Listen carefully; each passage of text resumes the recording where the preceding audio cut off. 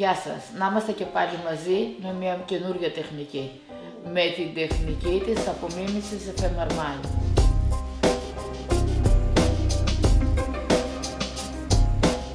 Πάντοτε το σφουγγαράκι μας βρεχμένο, στοιημένο, να είναι απλό σνοπό.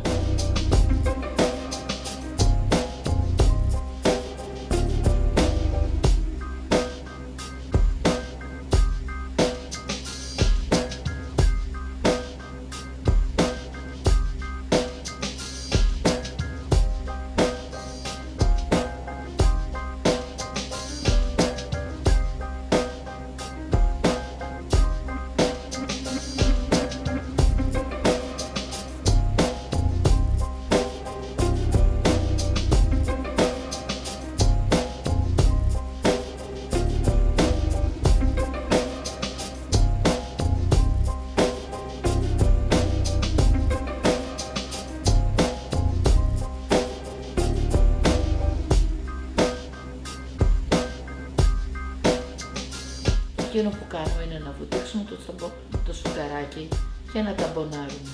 Θα δούμε ότι στο μαρμωρίνο υπάρχουν κάτι άσπρες κουκίδες.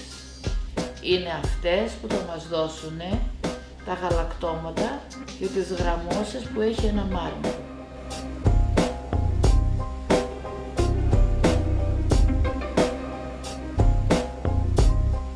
Βλέπουμε ότι έχει στεγνώσει το χρόνο. Εκείνο που έχουμε να κάνουμε είναι να επαναλάβουμε την ίδια διαδικασία.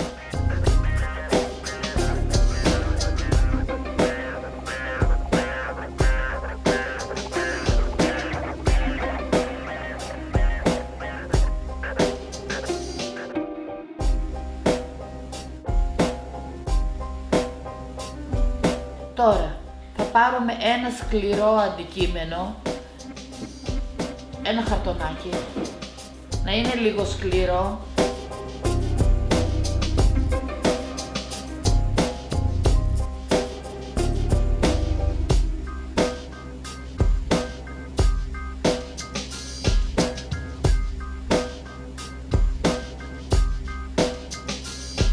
Αφήνουμε να στεγνώσει.